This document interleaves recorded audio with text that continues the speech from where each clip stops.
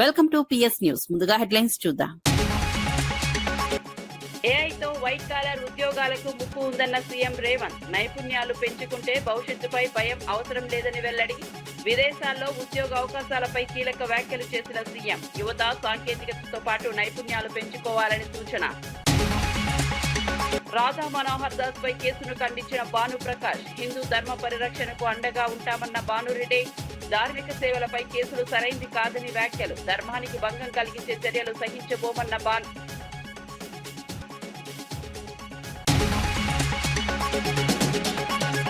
అన్ని దశల్లో ఇందిరమ్మ ఇళ్లు కొనసాగుతాయన్న పొంగులేటి. పేదలకు మరిన్ని ఇళ్ల మంజూరుపై మంత్రి కీలక ప్రకటన. ప్రజా దర్బార్లో సమస్యలు విన్న మంత్రి పొంగిలేటి. అర్హులకు అన్యాయం జరుగుతుందని అధికారులకు మంత్రి ఆదేశం. కడప పర్యటనలో పార్టీ నేతలతో భేటీ అయిన లోకేష్. టీడీపీ అంతర్గత విభేదాల పరిష్కారంపై లోకేష్ ఫోకస్. 2 రోజుల పర్యటనలో కడపకు చేరుకున్న మంత్రి లోకేష్ ఇరు వర్గాలతో చర్చలు జరపనున్న.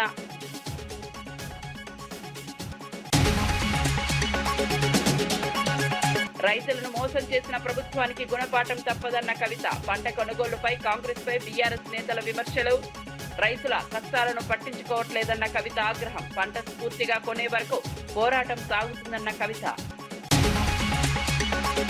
ఏఐ ప్రభావంపై సీఎం రేవంత్ రెడ్డి కీలక వ్యాఖ్యలు చేశారు. కృత్రిమ మేధస్సు వల్ల వైట్ కాలర్ ఉద్యోగాలకు ముప్పు ఉండవచ్చని, కానీ బ్లూ కాలర్ ఉద్యోగులకు అంత ప్రభావం ఉండదన్నారు. నైపుణ్యాలు పెంచుకుంటే ఉద్యోగ భద్రతపై ఆందోళన అవసరం లేదని స్పష్టం చేశారు. నైపుణ్యం కలిగిన ఉద్యోగుల కోసం విదేశాలు కూడా సంప్రదిస్తున్నాయని తెలిపారు. అందుకు అవసరమైన ప్రోత్సాహకాలు అందిస్తున్నామని వెల్లడించారు. సరైన నైపుణ్యాలు ఉంటే విదేశాల్లో నెలకు 2 లక్షల వరకు వేతనం పొందే అవకాశం ఉందని చెప్పారు. యువత కాలానికి అనుగుణంగా మారాలని సూచించారు. సాంకేతిక పరిజ్ఞానంతో పాటు నైపుణ్యాల పెంపు కూడా అవసరమన్నారు. కానీ అదే స్కిల్డ్, సెమీ స్కిల్డ్ ఈ బ్లూ కాలర్ జాబ్లకు ప్రపంచంలో విస్తృతమైన డిమాండ్ ఉంది. బ్లూ కాలర్ జాబ్లను ఏఐ రీప్లేస్ చేయలేదు. ఉద్యోగ భద్రత ఉంది. వాళ్ళకు కావాల్సిందల్లా సాంకేతిక నైపుణ్యాన్ని నేర్చుకోవడమే. అందుకే ఈరోజు ఏటీసీలలో జాయిన్ అయితే పర్ మంత్ 2000 రూపీస్ మనం స్టైఫండ్ ఇస్తామని చెప్పినాం. భవిష్యత్తులో స్కిల్ యూనివర్సిటీలో కానీ పాలిటెక్నిక్ కాలేజీలో చదువుకునే వాళ్ళని కూడా ప్రోత్సహించడానికి ఒక మంచి ఆలోచన చేయాలని ప్రభుత్వం అనుకున్నది. ఇంతకుముందే అధికారులకు, మంత్రి గారికి కూడా నేను సూచన చేయడం జరిగింది. తొందరలోనే ఒక మంచి ప్రతిపాదనతో ముందుకు వస్తాం. నా సూచన కూడా యువతకి, మనం ఏదైనా పని నేర్చుకున్నా, మనం ఏదైనా చదువుకున్నా మనకు ఉద్యోగం అన్న ఉండాలి, ఉపాధి అవకాశాలన్నా రావాలి. ఉద్యోగం రాని, ఉపాధి అవకాశాలు లేని చదువులు చదవడం వల్ల ప్రయోజనం లేదు. ఒకప్పుడు ఐటీ నిపుణులకు విపరీతమైన ఉద్యోగాల అవకాశాలు ఉండడం వల్ల ప్రతి కుటుంబంలో, ప్రతి గ్రామంలో అమెరికాకి వెళ్ళి ఉద్యోగాలు చేసే పరిస్థితి ఉండే. ఈరోజు అమెరికాలో సంస్థలు ఆర్టిఫిషియల్ ఇంటెలిజెన్స్ యుగంలో కోట్లాది మంది ఉద్యోగాలు కోల్పోయే పరిస్థితి వచ్చింది. వాళ్ళు తిరిగి వెనక్కి మళ్ళీ మన రాష్ట్రానికో, మన గ్రామాలకు వచ్చే పరిస్థితి ఉంది. అందుకోసమే ఈరోజు యువతకు నేను సూచన చేస్తున్నా. ఇంతకాలం మనం చదువుకున్న చదువు అమెరికా లాంటి దేశాలలో మనం ఉద్యోగాలు చేసుకోవడానికి ఉపయోగపడ్డది. ఈ రోజు మీరు సాంకేతిక నైపుణ్యాన్ని పెంపొందించుకుంటే జర్మనీ, జపాన్, సౌత్ కొరియా, లేకపోతే ఫిలిపిన్ ఇట్లాంటి చాలా దేశాలలో, సింగపూర్ లాంటి దేశాలలో కొన్ని కోట్ల ఉద్యోగ ఖాళీలు ఉన్నాయి. ఈరోజు మన ప్రభుత్వాన్ని సంప్రదిస్తున్నారు, మీ దగ్గర ఉంటే పంపించండి అని. 4 రోజుల పర్యటనలో భాగంగా మంత్రి నారా లోకేష్ కడపకు చేరుకున్నారు. కడప ఎయిర్పోర్ట్ లో జిల్లా ఇన్ఛార్జ్ మంత్రి సవిత, కలెక్టర్ శ్రీధర్, పార్టీ నేతలు ఘన స్వాగతం పలికారు. అక్కడి నుంచి రాజంపేట బైపాస్ వద్ద ఏర్పాటు చేసిన కార్యకర్తల సమావేశానికి చేరుకున్నారు. కడప అసెంబ్లీ నియోజకవర్గ టీడీపీ నేతలతో ప్రత్యేక సమావేశం నిర్వహించారు. ఇటీవల స్థానిక పార్టీ నేతల మధ్య తీవ్ర విభేదాలు చోటు చేసుకున్న నేపథ్యంలో వాటిని పరిష్కరించే దిశగా చర్చలు జరుపుతున్నారు. ఎమ్మెల్యే మాధవరెడ్డి, ఆమె భర్త శ్రీనివాసరెడ్డి వ్యవహారంపై కూడా చర్చ జరిగే అవకాశం ఉంది. ఇరు వర్గాలతో విడివిడిగా మాట్లాడి సమస్యలను సద్దుమణిగించే ప్రయత్నం చేస్తున్నారు.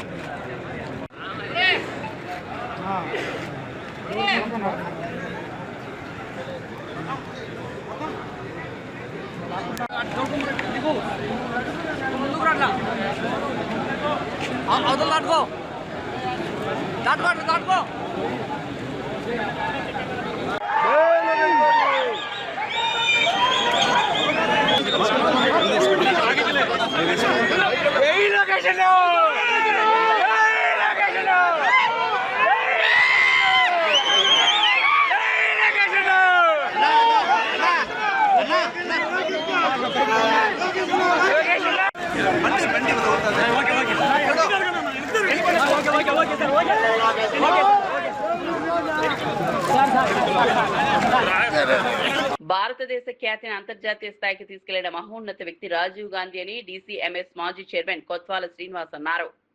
మాజీ ప్రధాని రాజీవ్ గాంధీ వర్ధంతి సందర్భంగా పాల్వంచలో కాంగ్రెస్ పార్టీ ఆధ్వర్యంలో ఘన నివాళుల కార్యక్రమం నిర్వహించారు. రాజీవ్ గాంధీ విగ్రహానికి పూలమాలలు వేసి నివాళులు అర్పించారు. దేశ అభివృద్ధి, పేదల సంక్షేమం కోసం రాజీవ్ గాంధీ చేసిన సేవలు చిరస్మరణీయమని కొనియాడారు. రాహుల్ గాంధీని ప్రధానమంత్రి చేసినప్పుడే రాజీవ్ గాంధీకి నిజమైన నివాళి అవుతుందని వ్యాఖ్యానించారు. కార్యక్రమంలో పలువురు కాంగ్రెస్ నేతలు, కార్యకర్తలు పాల్గొన్నారు. రాజీవ్ సేవలను ప్రజలు ఎప్పటికీ మరవలేరని అన్నారు. భారతదేశాన్ని టెక్నాలజికల్గా అంతర్జాతీయంగా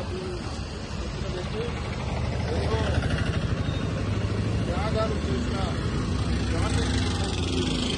ఆయన ఇందిరా గాంధీ వారసుడిగా వచ్చి భారత దేశ జాతిని అంతర్జాతీయం కూడా ఆయన నిర్మూలించడం జరిగింది.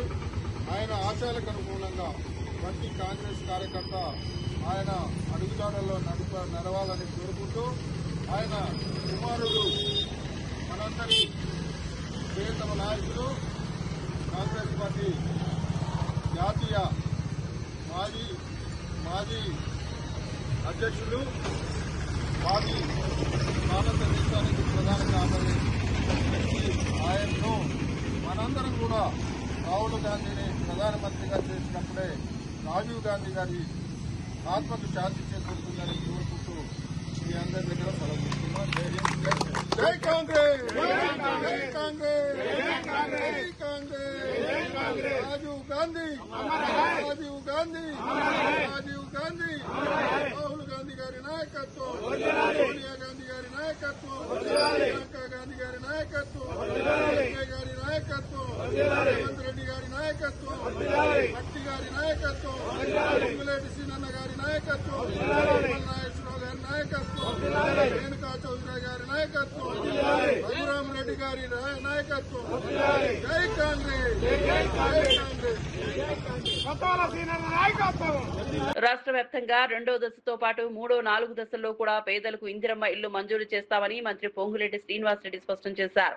ఖమ్మం జిల్లా సత్తుపల్లిలో నిర్వహించిన ప్రజాపాలన ప్రగతి ప్రణాళిక కార్యక్రమంలో పాల్గొన్న ఆయన ప్రజా దర్బార్ నిర్వహించారు. సత్తుపల్లి, పెనుపల్లి, వేంసూరు మండలాల ప్రజల సమస్యలను నేరుగా విన్నారు. ప్రజల అర్హతలను పరిశీలించి ఎవరూ అన్యాయానికి గురికాకుండా చూడాలని అధికారులను ఆదేశించారు. క్షేత్రస్థాయిలో తనిఖీలు నిర్వహించాలని సూచించారు. ఇప్పటికే 1,20,000 ఇందిరమ్మ ఇళ్లు పూర్తయ్యాయని తెలిపారు. భవిష్యత్తు దశల్లో కూడా ఇళ్ల కేటాయింపులు కొనసాగుతాయని పునరుద్ఘాటించారు.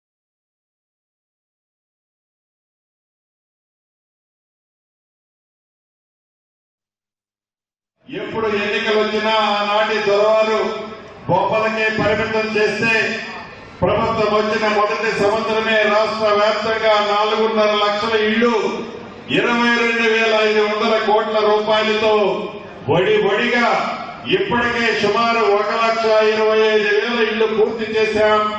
రేపు జూన్ నాటికి మరొక 1,00,000 ఇళ్లు కూడా పూర్తి చేయబోతున్నాం. మీ అందరి దీవెనలతో రెండవ విడత కూడా నిన్ననే ఇల్లు చూసొచ్చారు. అక్కడ గిరిజనులు, వెనకబడ్డ కులాలు ఎక్కడో మారుమూల ప్రాంతంలో ఉన్న ఆసిఫాబాద్ జిల్లాకి వెళ్ళాం.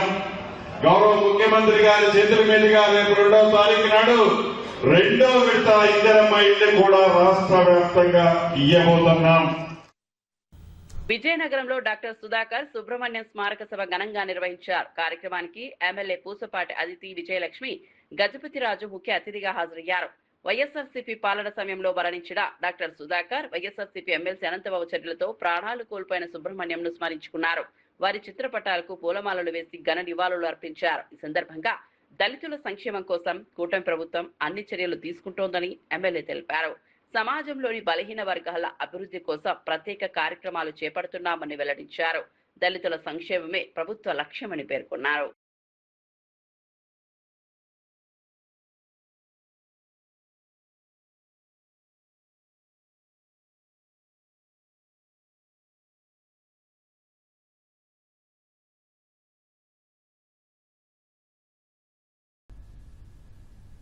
డాక్టర్ సుధాకర్ గారు వర్ధంతి సందర్భంగా మనం అందరం వారు ధైర్యం చేసి ఆ మాస్క్ అడిగినందుకు ఆ కరోనా టైంలో వైసీపీ ప్రభుత్వం ఉంది. ఆ టైంలో వాళ్ళు మాస్క్ పీపీపీ కిట్స్ అడిగినందుకు ఆయనని ఏ విధంగా హింసించారో మనందరికీ తెలిసిన విషయమే.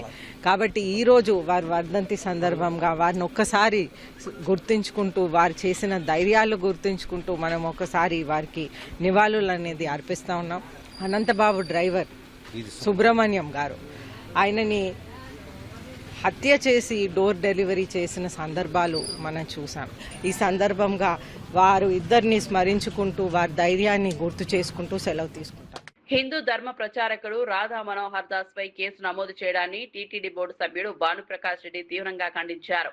ధర్మ పరిరక్షణకు ఎప్పుడూ అండగా ఉంటామని స్పష్టం చేశారు. హిందూ ధర్మం కోసం పనిచేసే వారిపై కేసులు నమోదు చేయడం సరికాదన్నారు. సమాజంలో ఆధ్యాత్మిక విలువలు, సనాతన ధర్మ ప్రచారం కోసం కృషి చేసే వ్యక్తులకు ప్రోత్సాహం ఇవ్వాల్సింది పోయి ఇలాంటి చర్యలు తీసుకోవడం బాధాకరమన్నారు. ధార్మిక అంశాలపై స్పందించే వారిని లక్ష్యంగా చేసుకోవడం సరైంది కాదని పేర్కొన్నారు. హిందూ ధర్మ పరిరక్షణ కోసం మరింత బలంగా నిలబడతామని తెలిపారు. ఈ వ్యవహారంపై భక్తుల్లో కూడా చర్చ జరుగుతోందన్నారు. ధర్మానికి భంగం కలిగించే చర్యలను సహించబోమని హెచ్చరించారు. టీపీ గారిని కూడా కలవబోతున్నాను. హిందూ దేవుళ్ళపై, దేవతలపై అవహేళనగా అవమానకరంగా మాట్లాడుతున్నటువంటి పాస్టర్ల మీద, అన్యమతస్థుల మీద కూడా కఠినమైన చర్యలు తీసుకుని వారి మీద కేసులు నమోదు చేయాలని చెప్పి డిమాండ్ చేస్తున్నాను. పూర్తిగా హిందూ సమాజం మొత్తం రాధా మనోహర్ స్వామి చేస్తున్నటువంటి కార్యక్రమాలకి మేము వారికి అండగా, నీడగా, తోడుగా ఉండాలని చెప్పి మేము భావిస్తున్నాం. రాధా మనోహర్ స్వామి వారు చెప్తున్నటువంటి మాటలకి కొన్ని కోట్ల మంది హిందువులు ప్రభావితమై వారి వెంట నడుస్తున్నారు.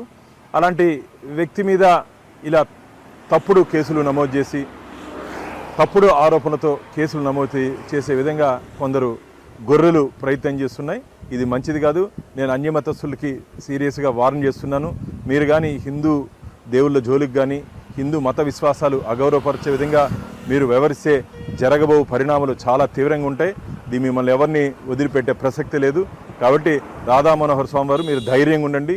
మేమందరం మీ వెంట నడుస్తున్నాం. రైతులు పండించిన పంటను కొనుగోలు చేయక అరిగోస పడుతున్నారని బీఆర్ఎస్ నేత కవిత ఆరోపించారు. కాంగ్రెస్ ప్రభుత్వం రైతులను మోసం చేసిందని మండిపడ్డారు. రైతులు కష్టపడి పండించిన పంటకు సరైన మద్దతు లేక ఇబ్బందులు ఎదుర్కొంటున్నారని అన్నారు. రైతుల సమస్యలను ప్రభుత్వం పట్టించుకోవడం లేదని విమర్శించారు. పంటను పూర్తిగా కొనుగోలు చేసే వరకు రైతుల పక్షాన నిలబడి ప్రభుత్వాన్ని నిలదీస్తామని స్పష్టం చేశారు.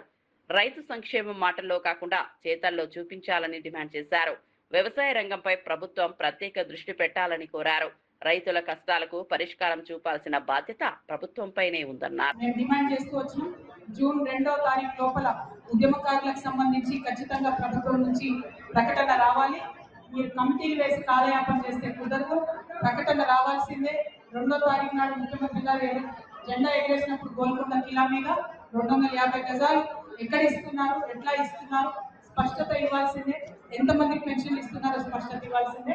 అదేవిధంగా స్కూల్ స్టార్ట్ అయ్యే లోపల ఫీజులు పెంచబోమనేటటువంటి జీవో కూడా ఇవ్వాలని డిమాండ్ చేసినాం. విపరీతంగా ఫీజులు పెరిగి అందరూ ఇబ్బందులు పడుతూ ఉన్నారు. కాబట్టి ప్రభుత్వం ఆ జీవో వెంటనే రిలీజ్ చేయాలని చెప్పి మేము డిమాండ్ చేస్తూ ఉన్నాం. మొత్తం ఇవాళ 50 మంది తెలంగాణ రైతాంగం అంతా కూడా ఇబ్బంది పడుతున్నా కూడా కనీసం ప్రభుత్వం ఎక్కడ వరి కొనకుండా, వడ్లు కొనకుండా, జొన్నలు కొనకుండా, మొక్కజొన్నలు కొనకుండా రైతులు ఇబ్బంది పెడతా ఉంది. రైతుల పక్షాన అందరూ టీఆర్ఎస్ పార్టీలో ఉన్నటువంటి నాయకులు, సైన్యం అంతా కూడా రేపటి నుంచి కళ్ళలకు పోవాలని చెప్పి రైతులకు మద్దతు ఇవ్వాలని చెప్పి డిమాండ్ చేస్తూ ప్రభుత్వాన్ని వెంటనే కొనుగోలు కేంద్రాలు పెద్ద ఎత్తున ప్రారంభించాలి. జొన్న, మొక్కజొన్న అన్ని పంటలు కూడా కొనాలని చెప్పి నేను డిమాండ్ చేస్తా ఉన్నాను. మరి ఇంత పెద్ద ఎత్తున ఈ సభకు హాజరైనటువంటి తుగ్గులపూర్ నియోజకవర్గ ప్రజలకు విజ్ఞప్తి చేస్తున్నా, మొదటి తెలంగాణ రక్షణ సేన జెండా మీ దగ్గరే ఎగిరింది. మరి తుగ్గులపూర్ని శుభసూచకంగా భావించిన మొదటి కార్యక్రమానికి ఇక్కడికే వచ్చినాం. ఖచ్చితంగా మొదటి ఎమ్మెల్యే సీట్ కూడా తుగ్గులపూర్ ప్రజలు తెలంగాణ రక్షణ సేనకు గెలిపించి ఇవ్వాలని చెప్పి, మొదటి కార్పొరేటర్ సీట్ కూడా గెలిపించి ఇవ్వాలని చెప్పి తుగ్గులపూర్ ప్రజల్ని కోరుతున్నాను. ఎట్లా అయితే మిమ్మల్ని గెలిపించమని అడుగుతున్నానో అంతకన్నా ఎక్కువగా తుగ్గులపూర్ ప్రజలకు సేవ చేస్తామని కూడా మేము మాట ఇస్తా ఉన్నాము. Thank you. జై తెలంగాణ, జై టిఆర్ఎస్. ప్రొఫెసర్ నాగేశ్వరరావుకు ఉన్న విశ్వసనీయతను వైఎస్ఆర్సీపీ తన స్వార్థం కోసం వినియోగించుకుంటోందని జనసేన నేత బాలినేని శ్రీనివాస్ రెడ్డి ఆరోపించారు. గతంలో జనసేన ఫ్యాక్ట్ ఫైండింగ్ కమిటీలో నాగేశ్వరరావుకు డిప్యూటీ సీఎం పవన్ కళ్యాణ్ అవకాశం ఇచ్చారని గుర్తు చేశారు. అలాంటి పవన్ కళ్యాణ్ పై అనుచిత వ్యాఖ్యలు చేయడం సరైంది కాదన్నారు. సమాజంలో మంచి గుర్తింపు ఉన్న వ్యక్తులు బాధ్యతాయుతంగా మాట్లాడాలని సూచించారు. ప్రజలను తప్పుదారి పట్టించే విధంగా వ్యాఖ్యలు చేయడం సరికాదన్నారు. ఆధారాలు లేకుండా ఆరోపణలు చేయడం వల్ల విశ్వసనీయత దెబ్బతింటుందని పేర్కొన్నారు. అంటే ఇంకా వేరే అనలిస్ట్ అది కొంతమంది చాలామంది తెలియని వాళ్ళు ఉంటారు, వాళ్ళ గురించి మేము మాట్లాడట్లా. ఒక క్రెడిబిలిటీ ఉన్న అనలిస్ట్ అని కూడా చెప్తా ఉన్నాం. ఆయన కూడా పవన్ కళ్యాణ్ గారు కూడా ఆయన్ని ఆయన అనలిస్ట్ మంచి అనలిస్ట్ అనే ఉద్దేశంతో ఫ్యాక్ట్ ఫైండింగ్ అనే కమిటీలో ఆయన వేశారు. అప్పుడు ఆయన పెళ్ళికి పిలిస్తే కూడా పోయారు. ఆయన మీద అంత గౌరవం ఉంది. అలాంటిది లేని తీసుకొచ్చారు కాబట్టి అది పబ్లిక్ ప్రజలు కూడా తెలియాలి. అందు ఉద్దేశంతో మాట్లాడుతున్న తప్ప వేరే ఉద్దేశం కాదు. సార్ మరి ఇప్పుడు క్రెడిబిలిటీ ఉన్నటువంటి వ్యక్తి కాబట్టి ఫ్యాక్ట్ ఫైండింగ్ కమిటీలో సభ్యునిగా ఇచ్చేది బాగుంటుంది. మరి ఇప్పుడు ఆ క్రెడిబిలిటీ లేదని మీరే చెప్తున్నారు కదా, ఆ సభ్యునిగా తొలగిస్తారా ఆయన్ని? అది గతంలో పెట్టారండి, నాట్ నౌ. గతంలో కర్నూలు జిల్లా ఎమ్మిగనూరులో బ్రుసెల్లోసిస్ వ్యాధి కలకలం రేపుతోంది. బనవాసి గణికృత వీర కేంద్రంలో 2 కూలీలకు ఈ ప్రమాదకర వ్యాధి సోకినట్లు అధికారులు నిర్ధారించారు. సెమెన్ బ్యాంకులోని 8 పశువులకు కూడా వ్యాధి సోకినట్లు గుర్తించారు. వ్యాధి మరింత వ్యాపించకుండా అధికారులు అప్రమత్తమయ్యారు. సోకిన పశువులను ప్రత్యేక షెడ్లకు తరలించారు. బాధితులైన 2 కూలీలను విధులకు దూరంగా ఉంచారు. పరిస్థితిని నిరంతరం పర్యవేక్షిస్తున్నామని అధికారులు తెలిపారు. ప్రజలు ఎలాంటి భయోందోళనకు గురి కావద్దని సూచించారు. ఆరోగ్య భద్రత చర్యలను కట్టుదిట్టం చేస్తున్నామని వెల్లడించారు. అలాగే 2 వర్కర్స్ కూడా వ్యాధి సోకినట్లు వచ్చిందండి. అది ఆ 2ని కూడా వెంటనే వాళ్ళని తక్షణ విధుల నుంచి తప్పించేసి ట్రీట్మెంట్ ఇస్తున్నాము. ఒక వ్యక్తి ఒక పర్సన్కి అయితే 10 రోజుల్లోనే కోలుకుంటారు. అంటే ట్రీట్మెంట్కి రెస్పాండ్ అయ్యి తగ్గిపోతుంది. ఇంకొక అతనికి 1 నెల రోజుల గడువులో అతను కూడా రిపోర్టు తగ్గిపోతుందండి. అది పశువులు ఎక్కడ పశువులు మేము వేరే నాన్ డాక్టర్కి పెట్టేసామండి. చెప్పండి సార్. పశువులకి వచ్చిన వెంటనే తక్షణమే దూరంగా వేరే షెడ్లకి తరలించేసాము వాటిని. అక్కడి నుంచి కూడా తీసేసాము వాటిని, ఆ పశువులను. బ్రుసెల్లోసిస్ వ్యాధులు ఎట్లా అంటే కొద్ది జ్వరం ఎక్కువగా, జాయింట్ పెయిన్స్, అది జాయింట్ పెయిన్స్ అట్లా వస్తాయి. అయితే స్టేజ్ని బట్టి మనుషుల్లో తెలుస్తుందేమో కానీ పశువులకైతే అవి కేవలం సంవత్సరం కోసం చేయించడం వల్ల మనకు లక్షణాలు ఏమి కనపడవు. టైటర్ను బట్టి రిపోర్ట్ని బట్టి మనం రెస్పాండ్ అయ్యి చేస్తూ ఉంటాము.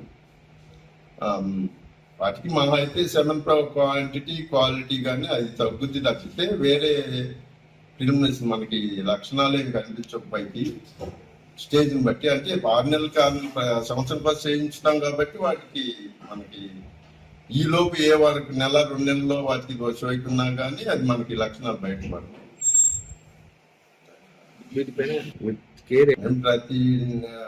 ప్రతి నెల మేము సెమెన్ కలెక్ట్ చేసింది వైజాగ్ ఆండాలజీ ల్యాబ్కి సెమెన్ క్వాలిటీకి పంపిస్తాము. అక్కడి నుంచి వచ్చిన తర్వాతనే వాటిని ఫీల్డ్కి డిస్ట్రిబ్యూట్ చేస్తుంటాము. అందులో భాగంగానే వీటి వలన ఆ సెమెన్ క్వాలిటీ ఏమి ఎఫెక్ట్ అవ్వదు, సెమెన్లో ఏమి ఎఫెక్ట్ చూపించదు. కానీ ఈ పశువు దగ్గర నుంచి మనం సేకరించే తక్కువైంది కాబట్టి ఆ పశువుని తీసేస్తాము. అది ట్రీట్మెంట్ చేయించుకొని ఆ పశువుని కూడా నార్మల్గా మళ్ళీ పోషణ చేసుకోవచ్చు. మనకి ఇక్కడ వాటిల్లో గత నెలలోనే ఆక్షన్ వేసి 12 పశువుల్ని ఆక్షన్ వేశాము. 88 మిగిలిన పశువులు, 88 పశువులకు 86 పశువులు ఉంటే వాటిలో 80 తేలిగా వారికి 7 తీసి నెలలో పంపిస్తారు. ఎన్నింటికి పంపిస్తారు? మొత్తం 98 పశువులు ఉన్నాయండి. వాటిలో నుంచి 60 పశువులకి సెమెన్ తీసుకుంటాము. 60 పశువుల సెమెన్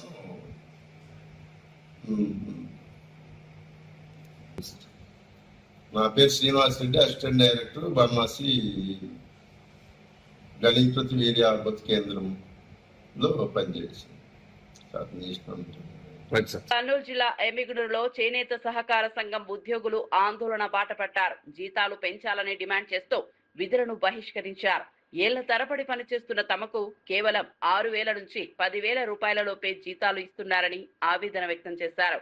మరోవైపు కొత్తగా చేరిన ఉద్యోగులకు 30,000 వరకు వేతనాలు పెంచడంపై నిరసన వ్యక్తం చేస్తున్నారు. కనీస పనికి కనీస వేతనం చెల్లించాలని ఉద్యోగులు డిమాండ్ చేస్తున్నారు. సమాన పనికి సమాన వేతనం ఇవ్వాలని కోరుతున్నారు. సమస్యలను వెంటనే పరిష్కరించాలని ప్రభుత్వాన్ని కోరారు. తమ డిమాండ్లు నెరవేరే వరకు పోరాటం కొనసాగిస్తామని స్పష్టం చేశారు. ఓన్లీ 173 రూపాయలు మాత్రం ఇవ్వడానికి పరిధి లేదని నిలబెట్టినాడు. ఇంతవరకు ఈ రోజు అయితే 21వ తారీఖు ఇంతవరకు జీతాలు లేక మేము అల్లాడుతున్నాము. చిన్న జీతాలు మా ఎంత 10,000 లోపలే, అందరికి జీతాలు 10,000 లోపలే జీతాలు ఉన్నాయి. ఈ 10,000 లోపల జీతాలు ఉన్నా కానీ ఇంతవరకు మాకు జీతాలు ముట్టడానికి లేకుండా మా ఏడి అండ్ మాజీ సెక్రటరీ ఇందుకు కలిసి ఏం జరిగిందో వాళ్ళకు లోపాయకారంగా మాకు తెలియదు. మాకు మాది ఇంతవరకు జీతాలు లేకుండా మమ్మల్ని ఒకటే స్థాయిస్తున్నారు. ఈ జీతాలు తొందర రావాలా, మనకి అందరికీ జీతాలు పెరగాలని మేము ఈ సభాముఖం ఈ మీడియా మిత్రులందరికీ కోరుచున్నాము. ఇప్పుడు మా యువర్స్ సొసైటీ ఉద్యోగస్తులందరి గురించి నేను మాట్లాడుతున్నాను. ఇంతవరకు ఏప్రిల్ నెల జీతం ఇంతవరకు రాలేదు. వీడియో పాయింట్లు అడిగితే కానీ సెక్రటరీ గారు నా పరిధి లేదని చెప్పి ఒకటేసారి టెక్నికల్ రవికుమార్ గారికి 18,000 ఉన్న జీతాన్ని ఒకసారి 30,000 చేయడానికి ఆయనకి ఆస్కారం ఉన్నది కాబట్టి ఆయనకు చేసినారు. మాకు చేయంటే నా పరిధిలో అంటాడు. 30,000 చేయడానికి ఆయన పరిధిలో ఉంది, జీతము 30,000 చేయడానికి ఆయన పరిధిలో ఉంది కాబట్టి మాకు వీడియో పాయింట్లు గవర్నమెంట్ వచ్చిన వీడియో పాయింట్లు ఇవ్వడానికి ఓన్లీ 173 రూపాయలు మాత్రం ఇవ్వడానికి పరిధి లేదని నిలబెట్టినాడు. ఇంతవరకు ఈ రోజు అయితే 21వ తారీఖు ఇంతవరకు జీతాలు లేక మేము అల్లాడుతున్నాము. చిన్న జీతాలు మా ఎంత 10,000 లోపలే, అందరికి జీతాలు 10,000 లోపలే జీతాలు ఉన్నాయి. ఈ 10,000 లోపల జీతాలు ఉన్నా కానీ ఇంతవరకు మాకు జీతాలు ముట్టడానికి లేకుండా మా ఏడి అండ్ మాజీ సెక్రటరీ ఇందుకు కలిసి ఏం జరిగిందో వాళ్ళకు లోపాయకారంగా మాకు తెలియదు. మాకు మాది ఇంతవరకు జీతాలు లేకుండా మమ్మల్ని ఒకటే స్థాయిస్తున్నారు. ఈ జీతాలు తొందర రావాలా, మనకి అందరికీ జీతాలు పెరగాలని మేము ఈ సభాముఖం ఈ మీడియా మిత్రులందరికీ కోరుచున్నాము. లో మావోయిస్టులకు భారీ ఎదురు దెబ్బ తగిలింది. ఆపరేషన్ నవజీవన్లో భాగంగా జార్ఖండ్ డీజీపీ సదాశా మిశ్రా సమక్షంలో 27 మావోయిస్టులు లొంగిపోయారు. లొంగిపోయిన వారిలో పొలిట్ బ్యూరో సభ్యుడు మిసిర్ బెస్టా స్క్వాడ్ కు చెందిన కీలక కమ్యూనిస్టు శ్రేణులు ఉన్నట్లు అధికారులు వెల్లడించారు. సబ్ జోనల్ కమాండర్లు సాగెన్ ఆంగరియా, సచిన్ బేగ్ తో పాటు 6 ఏరియా కమాండర్లు కూడా లొంగిపోయారు. వీరిలో సాగెన్ ఆంగరియాపై 100కు పైగా కేసులు ఉన్నట్లు సమాచారం. లొంగిపోయిన వారి వద్ద నుంచి భారీగా ఆయుధాలు, తూటాలు స్వాధీనం చేసుకున్నారు. ఏడాది ఎన్కౌంటర్లో 22 మావోయిస్టులు మరణించినట్లు పోలీసులు తెలిపారు. మిగిలిన వారు కూడా హింసా మార్గం వేడి జనజీవన స్రవంతిలో కలవాలని డీజీపీ పిలుపునిచ్చారు.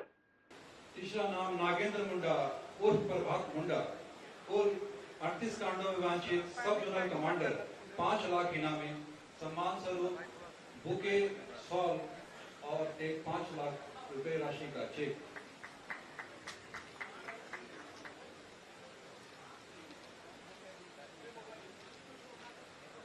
सामने देखिए, सामने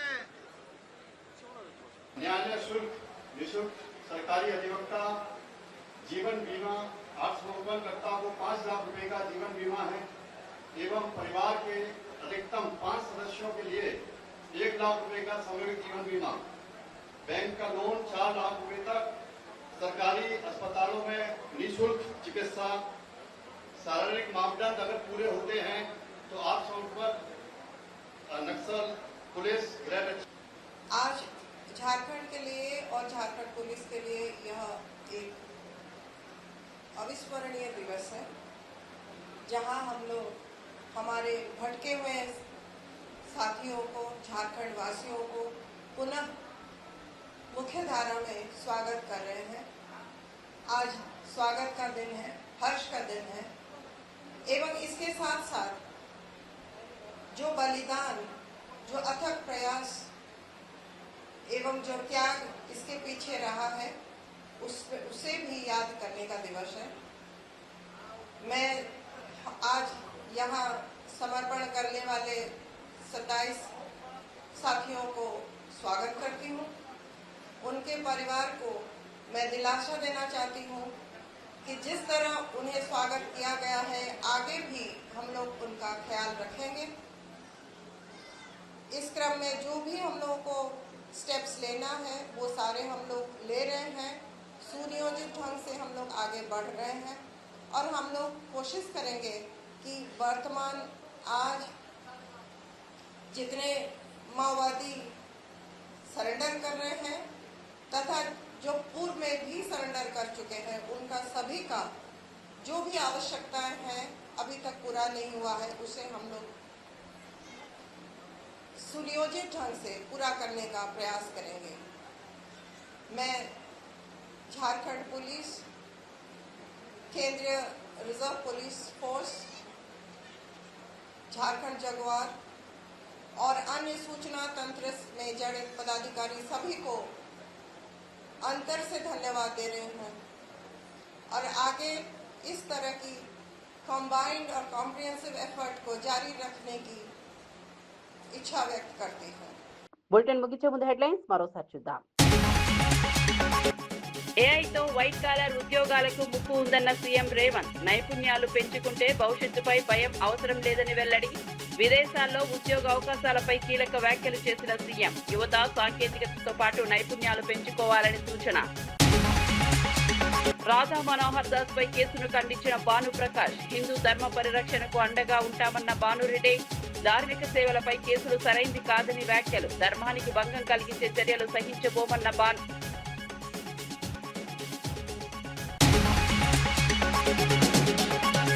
అన్ని దశల్లో ఇందిరమ్మ ఇళ్లు కొనసాగుతాయన్న పొంగులేటి. పేదలకు మరిన్ని ఇళ్ల మంజూరుపై మంత్రి కీలక ప్రకటన.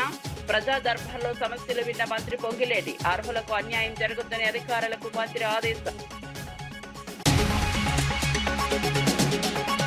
కడప పర్యటనలో పార్టీ నేతలతో భేటీ అయిన లోకేష్. టీడీపీ అంతర్గత విభేదాల పరిష్కారంపై లోకేష్ ఫోకస్.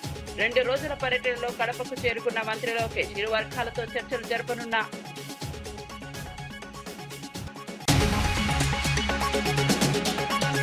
రైతులను మోసం చేసిన ప్రభుత్వానికి గుణపాఠం తప్పదన్న కవిత. పంట కొనుగోలుపై కాంగ్రెస్ పై బీఆర్ఎస్ నేతల విమర్శలు. రైతుల కష్టాలను పట్టించుకోవట్లేదన్న కవిత ఆగ్రహం. పంట పూర్తిగా కొనే వరకు పోరాటం సాగుతుందన్న కవిత. మరిన్ని అప్డేట్స్ కోసం చూస్తూనే ఉండండి